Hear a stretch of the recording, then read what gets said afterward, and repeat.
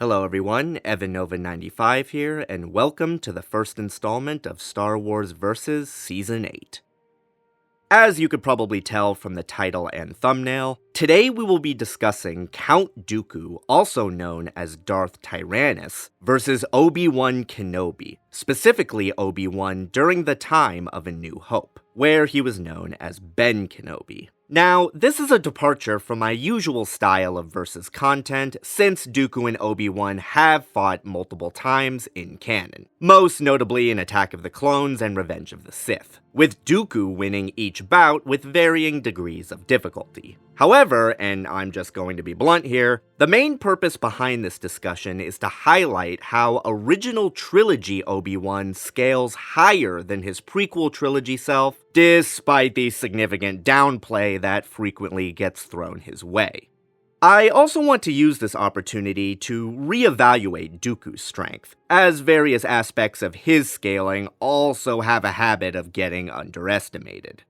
As usual, content will be centered on the Legends continuity, with primary and secondary sources being taken into account. Statements made by creators will also be considered if they are reputable and do not drastically contradict the narratives presented in their stories. With all that out of the way, let's get started.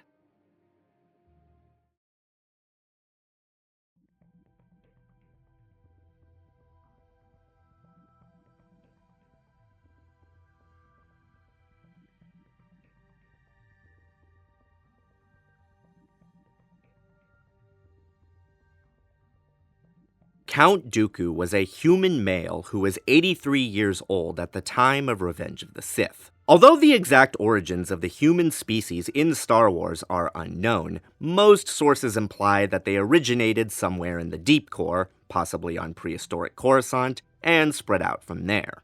As specified by the Essential Guide to Alien Species, humans were a highly evolved race with their most notable attributes being their intelligence, resiliency, and adaptability to a wide range of environments.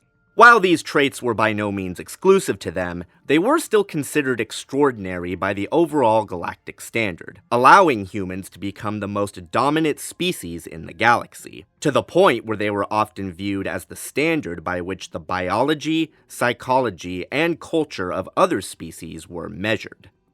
Despite being elderly, Dooku's age was rarely a handicap to his physical performance, with it being stated that he wore his 83 years better than most humans half his age. This isn't surprising considering that the Sith Lord never neglected his training and took part in several high-tier battles during the Clone Wars.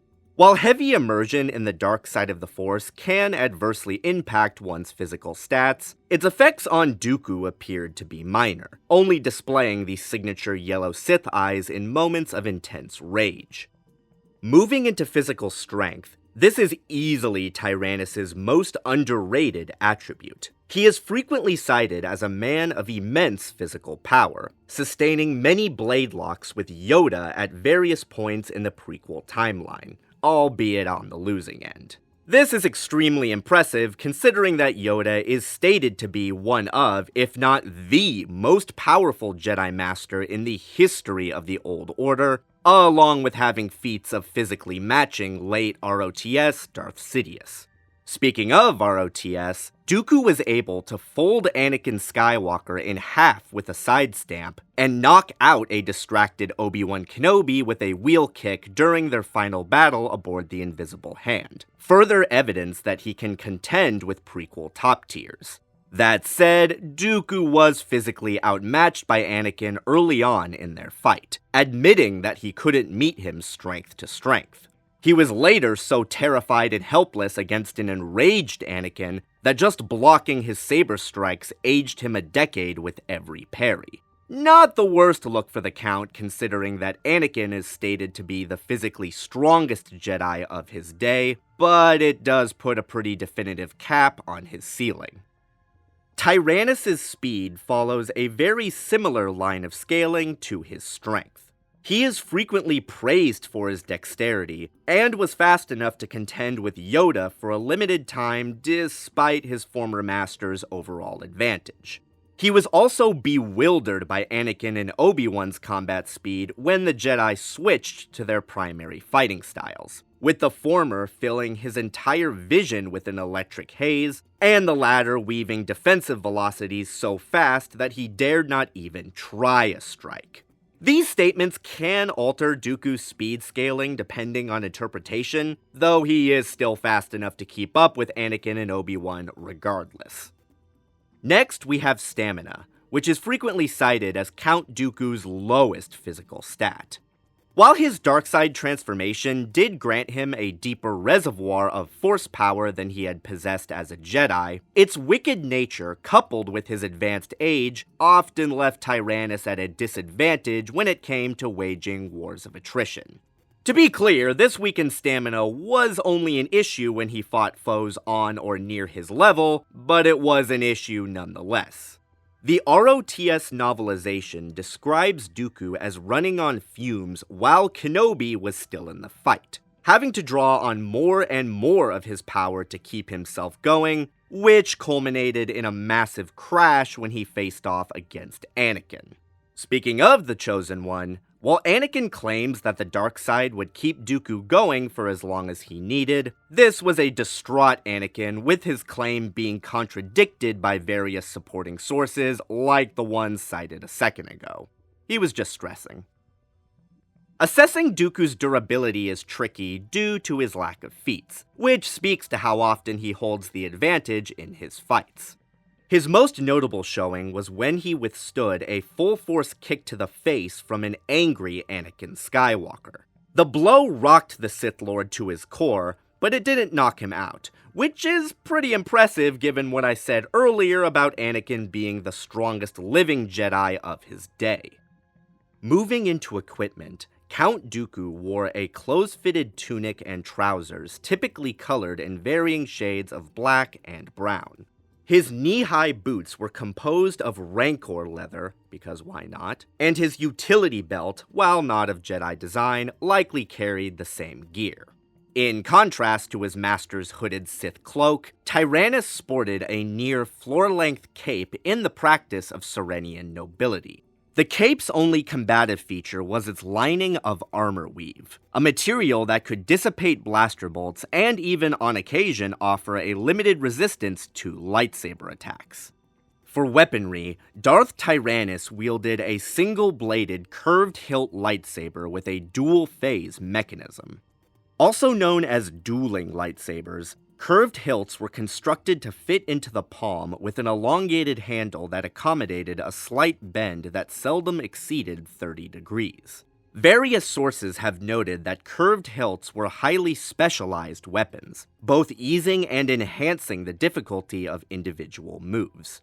The design was common amongst practitioners of Form 2 lightsaber combat, Dooku style, with his saber granting him superior finesse and blade control. Its unique grip also awarded him an edge in saber-to-saber dueling due to how it altered the angles of his attacks. Dual-phase mechanisms were special devices dating back to the Old Republic. By using precise focusing controls to shift between twin crystals, a normal-sized blade could instantly become twice as long, with Dooku's controls being tailored specifically for surprise attacks in the midst of battle.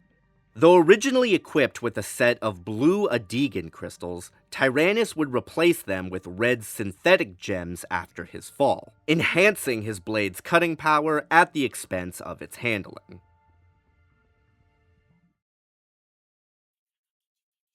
Obi-Wan Kenobi was a human male who was roughly 57 years old at the time of A New Hope.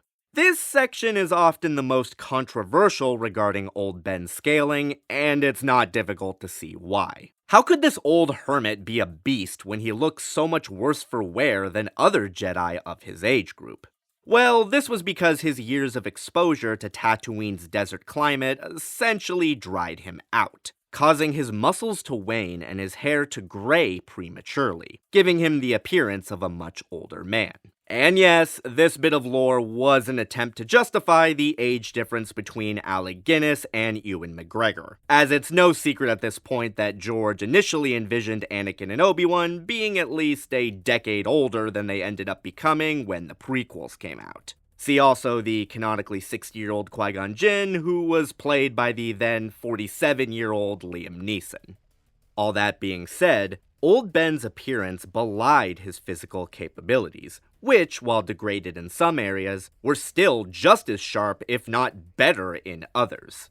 The power of the light side of the Force is consistently shown to preserve one's combative viability far beyond their in-real-life thresholds, with Jedi Masters such as Arca-Jeth, Anya Kuro, and Yoda all achieving high-tier feats long after their youth had passed them by. Ben is stated by the Ultimate Visual Guide to have adapted quickly to Tatooine's harsh living conditions, with slews of other material confirming that he continued his Jedi training during his exile, becoming stronger in the Force and with his lightsaber even as his body waned. Shifting into physical strength, Revenge of the Sith Obi-Wan could grapple with and even occasionally overpower a young Darth Vader during their battle on Mustafar.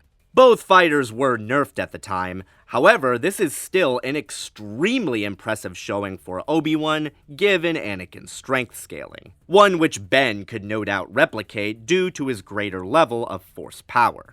Jumping to A New Hope, Ben would defend himself well against a seasoned Darth Vader in their rematch aboard the first Death Star, parrying his power strikes despite being at a disadvantage overall. For reference, OT Vader is stated time and time again to have surpassed his prequel-era Anakin self in all faculties except potential, even reaching a new peak of power by the time of Episode 4, making Ben's ability to even contend with his strength nothing short of legendary.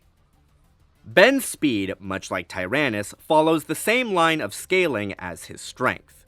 As a young man, Obi-Wan shocked Count Dooku with his combat speed aboard the Invisible Hand, and could even keep pace with Darth Vader on Mustafar despite neither being at 100%. Again, there's little reason to assume Ben couldn't replicate these feats, given both his greater power, and that maintaining his reflexes is expressly stated to have been one of his priorities during the Dark Times. Old Ben demonstrated the fruits of his training when he attacked ANH Vader with, quote, incredible swiftness for one so old. While the comic adaptation implies that Vader still has a slight speed edge, whereas Death Star puts them on more equal footing, this is still an S-tier plus feat for Ben, given Vader's tremendous improvements since the prequel era. Moving into stamina, this is the physical stat where Ben Kenobi, again much like Count Dooku, is noted to come up short. While his increase in light side power no doubt enhanced the amount of energy he could manifest, years of desert dwelling coupled with his advanced age ultimately diminished the Jedi Master's ability to outlast his enemies. The exact time frame is inconsistent across sources, but most lore depicts Ben feeling strained in his battle with Vader fairly early on. That said, he was still able to mount an effective defense, and considering that it is Vader we're talking about, Ben getting tired while fighting him doesn't make the old hermit look that bad in the grand scheme of things. If anything, it reinforces the idea that Kenobi's stamina problem is only a serious issue in fights with foes on his own tier. Ben's durability, again much like Dooku, I'm sensing a theme here, is not the easiest to nail down due to his lack of showings. Young Kenobi was a human tank who could take hits from a nerfed but enraged Vader, though it is likely that his threshold would have degraded a bit with his physical form. Still, no one who's fragile survives Tatooine for 19 years, and given Ben's aforementioned ability to parry ANH Vader's attacks, it's clear he's more resilient than he looks. Moving into equipment, Ben Kenobi wore the same standard design Jedi robes he donned during Revenge of the Sith, with the only observable difference being their slight wear due to time and weather. His boots followed the same trend as his robe, and his utility belt carried the same basic equipment of comlink, rebreather, and survival pouches. For weaponry, Old Ben wielded a standard single-bladed lightsaber with a bifurcating cyclical ignition pulse. Constructed halfway through the Clone Wars, Kenobi's third and final lightsaber was designed around practicality and ease of maintenance, with a skeletal hand grip that housed a reserve power cell in case of emergency. Bifurcating cyclical ignition pulses were unique mechanisms that saw widespread use during the prequel era. Utilizing a special casing around the central crystal chamber, a bifurcating ignition pulse enabled a lightsaber to ignite underwater without shorting out. Speaking of internal hardware, Ben's saber was powered by a single Adekan crystal, producing his signature blue blade of superb quality.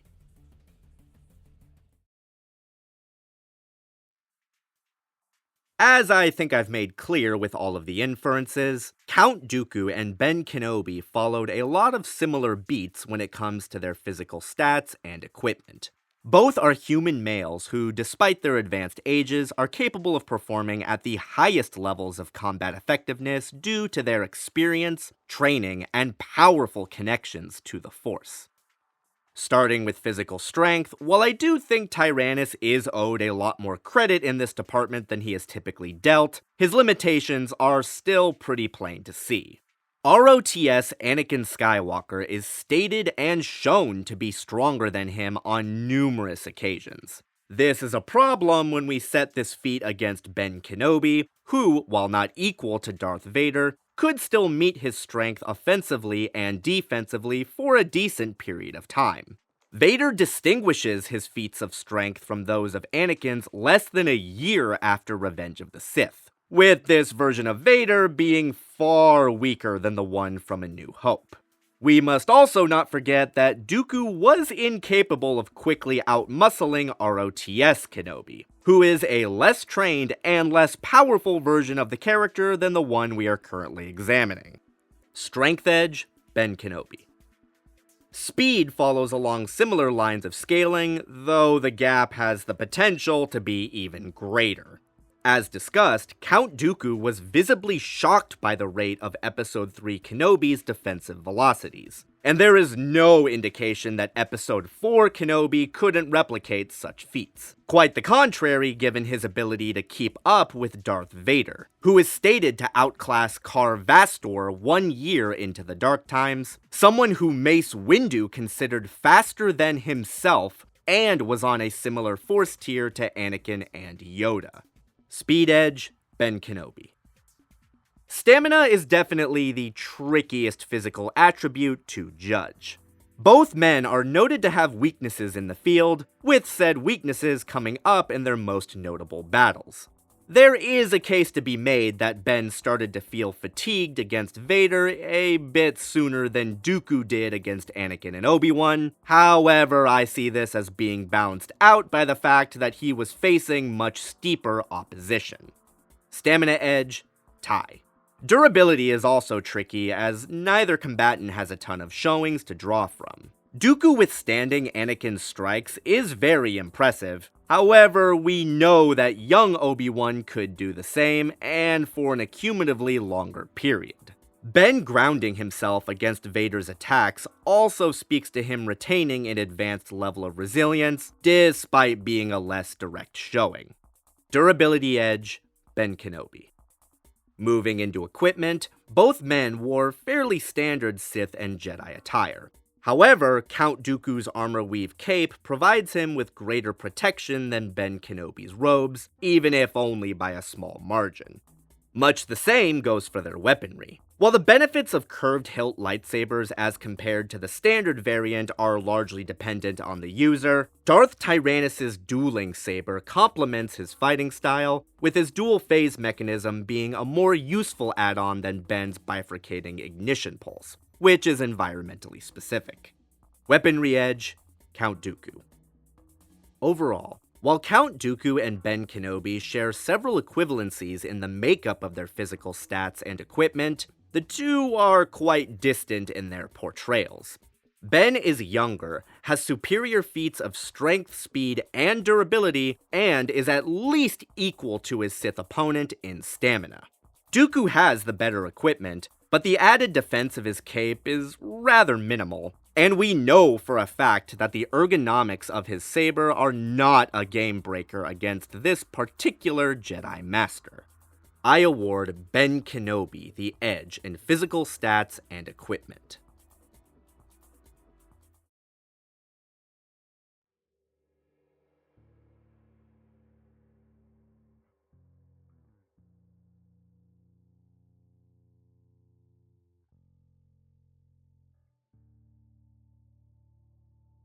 Next, we shall analyze Count Dooku's and Ben Kenobi's Force power and abilities. As noted by numerous sources, Count Dooku was one of the most powerful masters in the history of the old Jedi Order, with many of his peers believing that his knowledge of the Force was second only to Yoda himself. After his fall to the dark side and subsequent transformation into a Dark Lord of the Sith, Darth Tyrannus' power increased exponentially, with son of Dathomir's head writer Jeremy Barlow stating that his power was on a higher level than Palpatine's previous apprentice Darth Maul. We even see this scaling showcased in the comic when a fatigued Dooku donates more energy to a Tal's insidious force clash than a fresh Maul. For reference, Darth Maul, even during the Phantom Menace, is stated to be one of the deadliest warriors in all of Sith history, with his Clone Wars era self growing much stronger than he had been in Episode 1. Count Dooku is also frequently cited as a Mace Windu and Yoda tier Force wielder, even if he wasn't quite equal to them since they somewhat scale to Sidious, whom Dooku is canonically beneath. However, given that Mace and Yoda are confirmed to be two of the most powerful Jedi, period, along with being the peaks of the prequel era alongside Anakin Skywalker, Dooku being on their tier is truly incredible.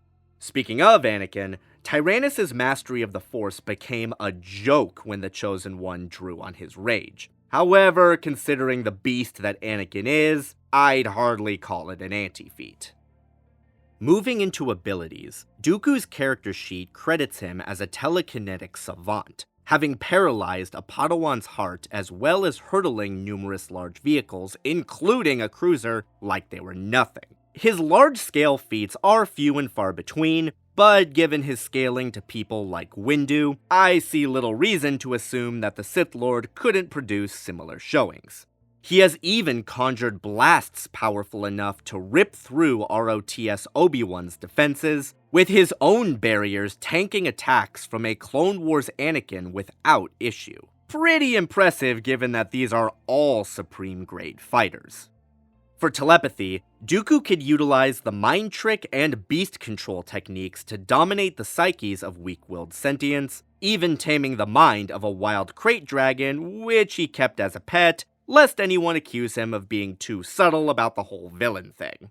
Darth Tyrannus was also a practitioner of Drain Knowledge, a dark side ability used to forcibly extract information out of a sentient regardless of consent. While the Count has claimed that his capabilities with Drain Knowledge can override a Jedi's mental defense training, we have seen that sufficiently strong Jedi like Attack of the Clones Obi-Wan Kenobi can resist him, albeit with difficulty. Speaking of which, Dooku's character sheet credits him with an immunity to fear effects and mental interference, though his exact threshold is unknown. Moving into the sense branch, Tyrannus was adept at feeling the presence, emotions, and thoughts of other sentients across vast distances, having detected the presence of Asajj Ventress while she was actively masking her aura. While we're on the subject of concealment techniques, James Luceno's novel Labyrinth of Evil credits Dooku with mastery of Quaitech meditation, an obscure dark side power used to shroud one from detection. However, the book also demonstrates that powerful adepts like Anakin and Obi-Wan can still locate him if they are actively searching. As showcased in the Book of Sith, Count Dooku studied Darth Bane's manifesto, The Rule of Two, at some point in his apprenticeship, which contained information on various powers such as blind, convection, crucitorn, cryokinesis, the death field, hatred, horror, inertia, mind shards, and memory walk. Dooku has never demonstrated or been credited with any of these abilities. However, even possessing insight into the principles of so many exotic powers is still a significant buff to his combative viability. Getting back to more concrete feats, Tyrannus demonstrated the ability to conjure illusions realistic enough to stagger Jedi during a mission to Korriban.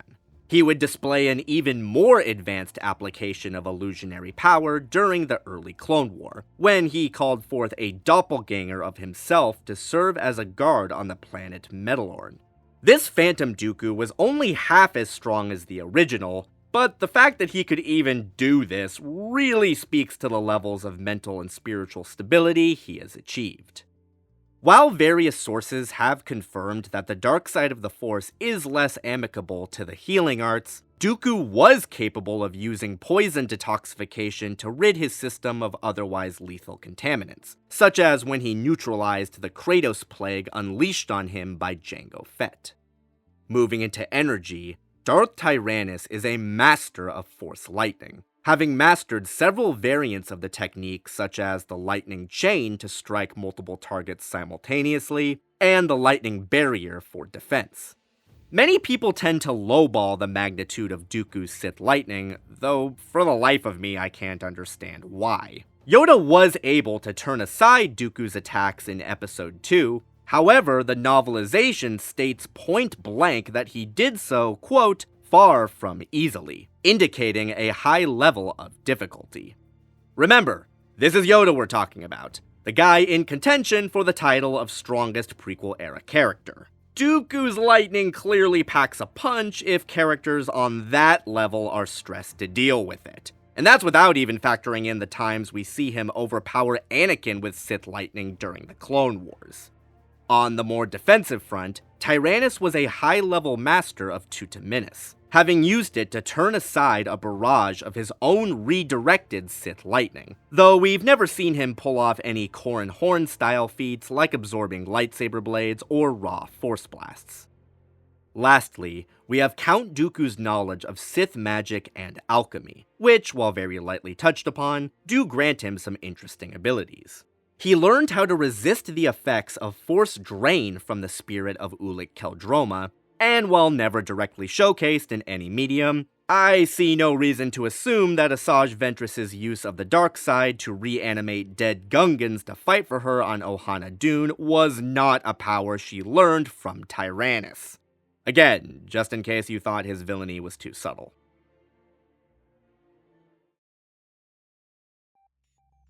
Like his teacher's teacher before him, Obi-Wan Kenobi is confirmed to have been one of the most powerful Jedi Masters in the history of the Old Order by the time of Revenge of the Sith, though he felt that his true education in the Force had only just begun. Old Ben's development as a combative Force user is probably the least contentious of his attributes, as many more sources support the idea that he grew in power and understanding during his exile, rather than the inverse. Hell, this is consistent even with Disney canon. The Force Unleashed campaign guide states that in order to adapt to the new harsh state of the galaxy, the remaining Jedi were forced to adjust how they used the Force, with Ben Kenobi being cited explicitly as an example of those who spent their days honing their skills in the Force, meditating, and practicing their lightsaber techniques in preparation for the rebellion against the Empire they all knew was coming. These accolades are corroborated by ROTS's confirmation of Kenobi's Force training under the spirit of Qui-Gon Jinn, as well as the movie trilogy sourcebook crediting original trilogy Kenobi with numerous new Force techniques unseen and uncredited to the character during the prequel era. Moving into more direct scaling, the New Hope Visual Dictionary states that Ben's powers made him a threat to the Galactic Empire even in his elder years. with various other sources scaling his power level to the same tier as A New Hope Darth Vader, though Vader was the stronger of the two. That might sound strange considering that Vader calls Ben's powers weak at the start of their fight. However, that was clearly intended as a taunt, with Vader later admitting in the New Hope Jr. novelization that he had been wrong in assuming that Obi-Wan's strength in the Force had diminished over time. To put this massive growth into perspective, we need only look at Darth Vader's development. Vader is stated to be far more powerful than Kar Vastor 1 year into the Dark Times, someone who surpassed Mace Windu and was on the same Force tier as Yoda and Anakin Skywalker. Darth Vader would go on to become vastly stronger in the 19 years leading into A New Hope, where he is stated to have reached a new peak. So yeah, the old hermit clearly leveled up his game a lot if that's what he's competing with. Moving into abilities, Obi-Wan Kenobi showcased many impressive feats of telekinesis during the prequel era, such as blasting Dirge into paste, uprooting starship-sized trees, and stalemating young Vader on Mustafar, with some sources directly referring to them as TK equals. Granted, there's some context there, which we've already covered, but it's still an insane accolade regardless. His control was also sufficient to parry Vader's force blasts, as well as spasm the circuitry of his mechanical hand. That latter feat could have also been a use of the Mekuduru technique, but it's unclear. Ben Kenobi has no telekinetic feats beyond his younger self, though I attribute that to his lack of exposure. His higher power level would naturally result in a higher threshold for TK, with his character sheet specifically attributing his ANH incarnation with force injury, a specialized telekinetic attack for causing severe bodily trauma. For telepathy, Ben was a seasoned master of mind tricks and beast control, being able to influence multiple psyches at a time and put a wild crate dragon to sleep. The Jedi Master is also credited with fear effects and mental interference immunity, which was demonstrated in his aforementioned feat of resisting Count Dooku's drained knowledge on Geonosis. During his training on Tatooine, Ben expanded his telepathic repertoire to include projective telepathy, receptive telepathy, emptiness, concentration, instinctive astrogation, short-term memory enhancement, and the extremely potent battle meditation.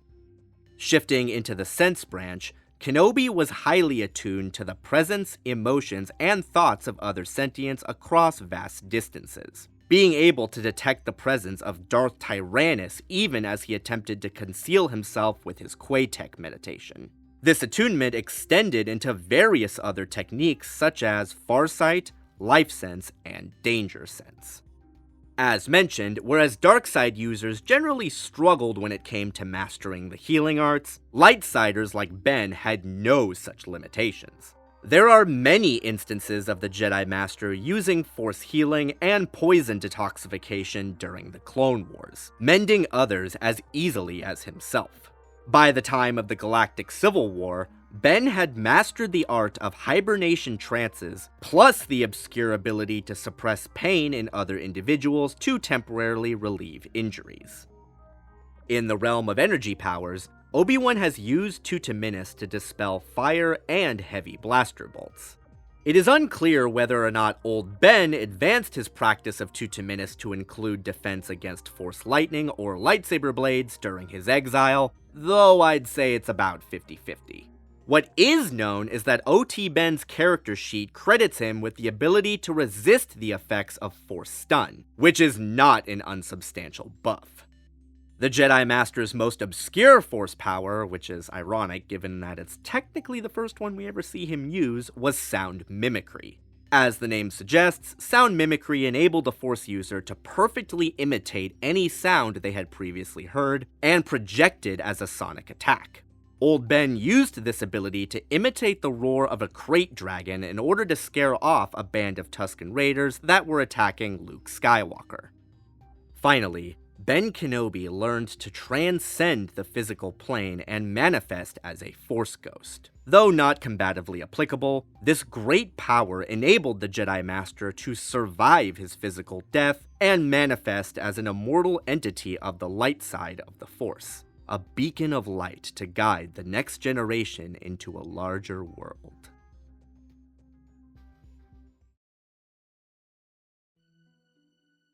Once again, we have a verdict with a lot of aesthetic crossover, but a great deal of divergence in application.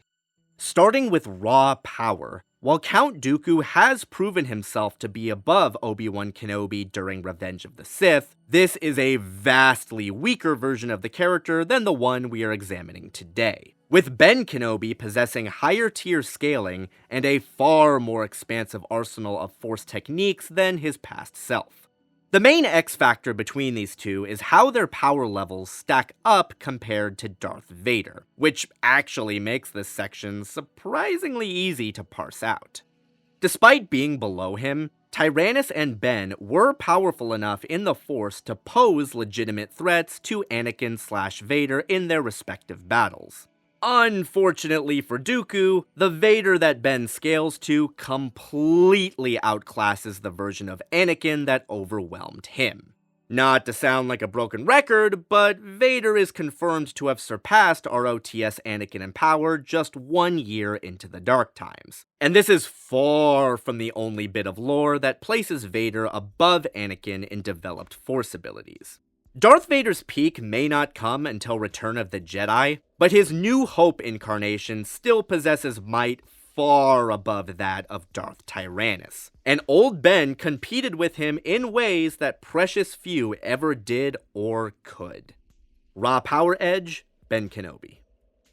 Regarding abilities, both characters are noted to possess extensive knowledge of the Force and have access to numerous conventional and esoteric techniques. Again, we know Dooku's telekinesis is sufficient to overpower prequel Kenobi, however, we are not dealing with prequel Kenobi. Ben may be sparse in TK feats, but his greater power would likely carry over, and there is no observable skill differential to offset this gap. Ben definitely has the edge over Dooku in telepathy, possessing comparable or superior feats and a more expansive arsenal of powers. We have seen a weaker version of Kenobi resist the Count's drained knowledge, with battle meditation being shown in other works to be a viable counter to techniques like horror, mind shards, and illusions. That said, since both men are credited with an immunity to psychic interference, Ben's advantage is more one of substance than combative viability. Sense abilities have little influence in a fight on neutral ground beyond the facilitation of physical combat, and concealment techniques have almost no impact whatsoever. Dooku's ability to control zombies is also useless without the presence of corpses, and it's hard to see what use his doppelganger power would have in an open setting. On a similar note, Kenobi's Force Ghost is, well, not something he can use while he's alive. And though there is a possibility that his sound mimicry could serve as a distraction tool, its overall impact would still be pretty minor. In regards to the healing arts, Darth Tyrannus has demonstrated an impressive range for a Sith, though Ben Kenobi's light side affiliation grants him an inherent affinity for these kinds of powers, with the Jedi Master also showcasing a wider range of talents, further cementing his advantage. Energy-based powers is an interesting mix. As I've said, Count Dooku's Force Lightning is criminally underrated, with his magnitude and range being some of the best of any Sith. However, even if we assume that Ben's abilities with Tuta Minis did not advance to where he could dispel lightning, we have seen weaker versions of the Jedi Master defend against the Count's attacks with his lightsaber with mid-levels of difficulty. Tyrannus' Tuta Minis does extend to lightning, but that doesn't mean anything since, as far as we know, Old Ben can't summon it. This stalemate wouldn't change if the Sith Lord could use Force Stun, since we know the Jedi Master can resist it. Abilities edge, Ben Kenobi. All in all, While Count Dooku deserves his status as one of the most formidable Dark Force users in history, and has proven himself superior to Obi-Wan in his younger days, the scripts are now flipped. Ben Kenobi possesses far greater raw power, with his energies clashing with the Sith far beyond the scope of Tyrannus, is at bare minimum equal in skill, and has many more techniques at his disposal, several of which provide direct counters to his opponent.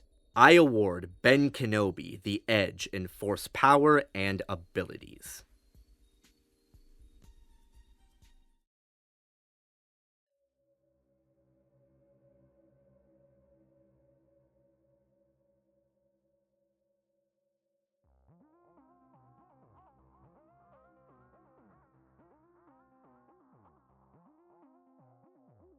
Next, we shall analyze Count Dooku's and Ben Kenobi's lore, combat feats, and scaling. Like with his Force powers, Tyrannus is consistently stated to rival Yoda and Mace Windu in fighting ability, though again, likely on the lower end of the totem pole given certain statements and feats. To say that these are impressive accolades is massive downplay, since Yoda and Mace are amongst the strongest characters of the prequel era, and were capable of fighting Episode 3 Darth Sidious, the then most powerful Sith in history. Speaking of the Emperor, Dooku's swordsmanship is stated to be one of the main reasons Sidious recruited him by the fact file, with Sidious strongly implying that his apprentice's skills could pose a legitimate threat to him in the aforementioned Talzin fight. As noted by multiple sources, Dooku was a celebrated lightsaber instructor with technical knowledge of all 7 classical forms, though his primary martial arts discipline was Makashi. Also known as the contention form, Makashi was explicitly designed for use in saber-to-saber dueling, with the style's emphasis on precision allowing Tyrannus to utilize his dexterity to his best advantage, albeit at the cost of power. His offensive technique was centered around balance, using back-and-forth charges coupled with thrusts and sudden retreats to keep foes on their back foot. His defensive technique was centered around utilizing blade-binding techniques to dissipate a target's forward momentum, thereby forcing them to tire out while he remained strong. This mix of elegance and precision made Dooku's Makashi very effective against bombastic styles like Shi-Cho and Ataru. However, its lack of kinetic power put him at a disadvantage against strength styles such as Dejem So. That said, all of these mechanics could be compensated for with training, and only really came into play when he fought opponents on or near his skill level. For alternative disciplines, Tyrannus was skilled at integrating both physical attacks and force powers into his combat sequences, having a fondness for TK and Sith Lightning. Tactically, Count Dooku frequently utilized his extensive knowledge of lightsaber combat to exploit the inherent weaknesses of a foe's style, such as when he tripped Anakin up with a reverse ankle sweep due to Dejem So's lack of mobility. The Count was also a big fan of Dune Moke, using verbal taunts to sow distraction and doubt within an enemy's head to keep them from bringing their full strength to bear. He also wasn't above cheating, but what else would you expect from a Sith? Moving into feats, Darth Tyrannus would battle Grand Master Yoda at the climax of Attack of the Clones. The two clashed back and forth with their force powers and their lightsabers. However, the Sith ultimately conceded the contest when it became clear he was going to lose, forcing Yoda to save Anakin and Obi-Wan as he made his escape. Despite the loss, Dooku's fight with Yoda speaks very well of his strength overall.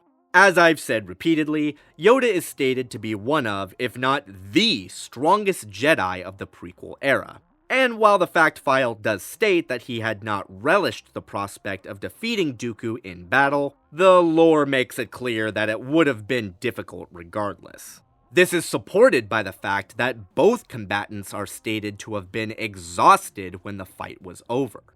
Dooku may not have been Yoda's equal, but he was a definite obstacle for him, which is a feat very few characters in the franchise could even attempt, with their battle standing as a testament to how the Dark Lord's raw skill can somewhat compensate for a gap in strength. Jumping ahead 3 years, we have Count Dooku's 1v2 against Anakin Skywalker and Obi-Wan Kenobi aboard the Invisible Hand. Dooku began this bout with the same level of advantage he had against the pair in AOTC, much to his chagrin.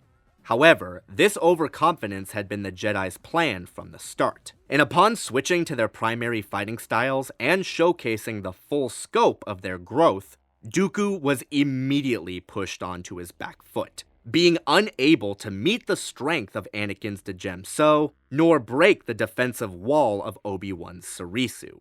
Realizing he was going to lose, the Sith ordered his droid guards to attack, which separated the Jedi and distracted Kenobi long enough for Dooku to knock him out with a wheel kick force push combo. The Dark Lord was then immediately set upon by an enraged Anakin.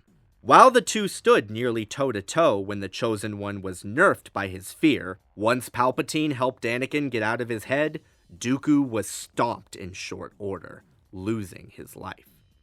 Given the mechanics and length of this battle, quite a few variables can be observed.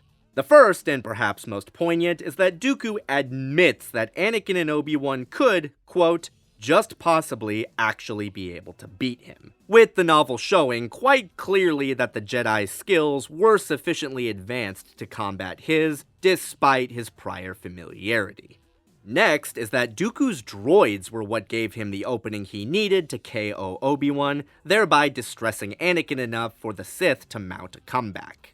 Finally, while many like to downplay Anakin's victory over Dooku with the assertion that he needed Palpatine's help in order to win, these claims are utterly contradicted by the earlier segments in the fight which showcase Anakin's innate advantages, as well as the many statements which confirm that Anakin can and did defeat Dooku by his own strength. Remember, Palpatine's provocations were a test, not a bluff, and one that even he admits that Dooku could have passed had he been stronger. Despite these many variables, Darth Tyrannus' performance against ROTS Anakin and Obi-Wan is nothing to take lightly. Anakin is, at minimum, a Yoda and Mace tier fighter, with Obi-Wan not being too far behind that tier himself. Dooku contending with two Jedi on that level in any capacity is nothing less than outstanding, even if he would have likely lost if everything had been equal. Dooku's near fourth quarter comeback is also an excellent example of how he can use what's around him in tactically advantageous ways. He just couldn't quite hit that last shot before Anakin stuffed him. I just incorporated basketball terminology into my Star Wars video. Today is a good day.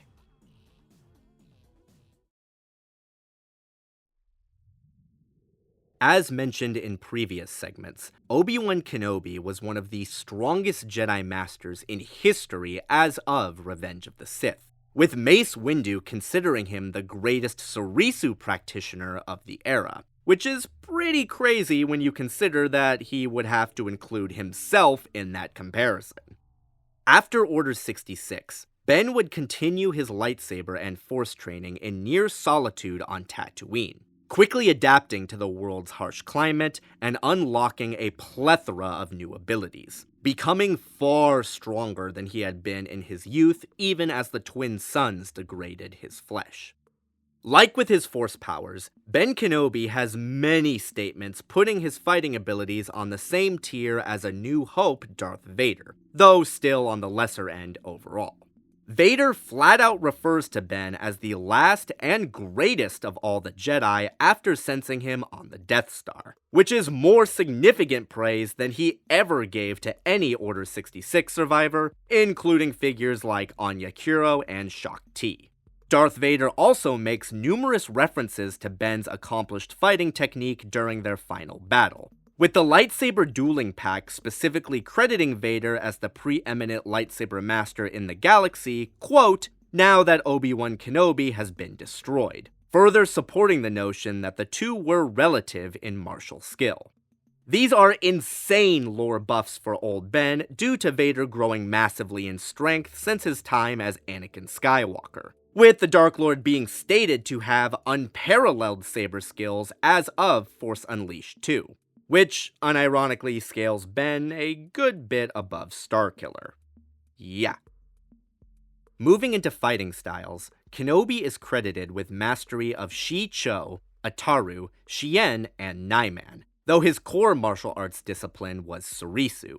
Also known as the Resilience form, Surisu was founded upon the defensive principles Jedi used to protect themselves from blaster bolts and melee tools, with the style's relative simplicity enabling Ben to let the Force flow through him unabated as he fought, albeit at the cost of strength.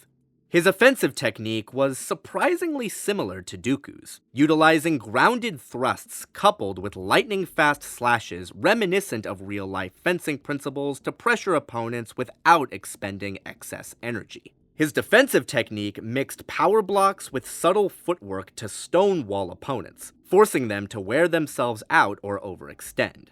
This focus on simplicity gave Ben Surisu an edge against aggressive styles like Ataru and Dejem So, though it was this same element that put him at a disadvantage against intense styles like Juyo. Again, like with Dooku, these attributes required a certain skill level to exploit. Tactically, Ben, true to his nature, would often deliberately give ground as a means of gauging a foe's skills and baiting them into burning through all their stamina. There were times where he would take the opposite approach by opening with a lightning-fast offensive sequence before pulling back, thereby making his next move harder to predict. Ben was also an avid user of Sokan, which is basically light-side Dune Moke. A good example being when he deliberately called Vader by his Sith name rather than Anakin to psych him out. Moving into feats, Ben Kenobi would fight Darth Vader during the closing stages of A New Hope. The two battled aboard the Death Star, utilizing the full scope of their skills as swordsmen and their mastery of the Force. While the flow was initially fairly even, Vader's might ultimately won out, Ben giving himself fully to the light as he was struck down, his empty robes hitting the floor as the Jedi Master became one with the Force. Given that this was the first lightsaber duel ever depicted, numerous statements have been made concerning its variables. While outliers do exist, depending on the source, these variables tend to fall into one of three camps. 1. Ben is just straight up an even match for Vader and willingly allowed himself to die in an effort to teach Luke. 2. He could go toe-to-toe with Vader for a time, but would grow too fatigued to sustain the effort needed to win. Or 3, he could pose a threat, but had no real hope of actually winning and was simply trying to stall for time.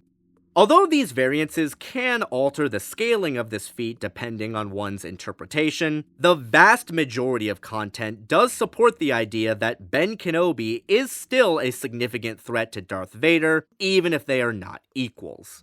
Kenobi may have been on the losing end, but Vader states point blank in the Death Star novel that he needed to put in his full effort to win, lest the Jedi Master kill him in the blink of an eye, which is by no means a casual designation. Again, this was a Darth Vader far stronger than himself from the prequel era, making Ben's ability to pressure him one of the most impressive combat displays in the franchise.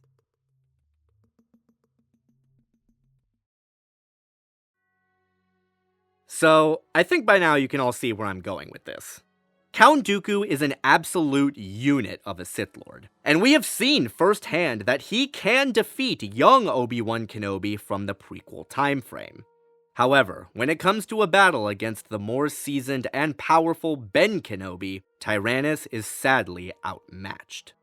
The continuity around the old Jedi Master's improvements as a swordsman and a Force user may not be 100% consistent across all sources, but the vast majority of lore does point towards a linear growth rather than a stagnation. His exile may have withered his body, but it perfected his spirit, raising him to levels of understanding far beyond his past self. Starting off with their fighting techniques, the two were quite similar. Both utilized fencing-esque styles centered around precision and economy of motion. Both were also well-versed in numerous disciplines, which granted them a high degree of adaptability. All that said, if ROTS Obi-Wan's skill level could even remotely give Dooku pause, then he really isn't going to be getting too far against A&H Ben, especially given how the Hermit's technique was refined enough to contend with Darth Vader. Skill edge, Ben Kenobi. Tactically speaking, Tyrannus and Ben were once again quite similar. Both possessed an advanced level of battlefield awareness with a strong predilection for psychological warfare. Dooku has had more slip-ups than Ben, though many of these instances were circumstantial, and neither has a serious propensity for being led by the nose in battle. Tactical edge, tie. Finally, we have Feats, and this is where Ben Kenobi's superiority over Count Dooku is well and truly codified. As I am sure you can imagine, the main sticking point is Ben's performance against Darth Vader aboard the Death Star. Vader at the time of A New Hope was far stronger than the Yoda and Anakin whom Tyrannus lost to, arguably surpassing their tier in the first year of the Dark Times. Ben may not have been Vader's one-to-one equivalent, but he was close enough to give him a high difficulty fight. This is notable given how massively Vader improves in the 19 years leading into Episode 4, where he is confirmed to have reached a new peak. Even if we highball Dooku into being prequel Yoda and Anakin's direct equal, which is blatantly untrue, the gap is just too much for the Sith Lord to pose an equivalent threat to the one Ben faced down within the Death Star. Feat edge, Ben Kenobi. Overall, while Count Dooku and Ben Kenobi share various technical attributes in their fighting capabilities, Ben is just too much for Tyrannus to handle, possessing a higher level of skill, equivalent tactical viability, and far more impressive combat feats. For those desiring a frame of reference, I would say the closest equivalent to a fight between Count Dooku and Ben Kenobi would be the second battle between Darth Bane and Sirach in Chapter 17 of the novel Darth Bane: Path of Destruction by Drew Karpyshyn, with Dooku playing the part of Sirach and Ben standing in for Bane. The fight would be incredible to watch, but it wouldn't actually last very long, with Ben's superior skill and power enabling him to counter everything Dooku throws at him as the Sith grows more fatigued by the minute.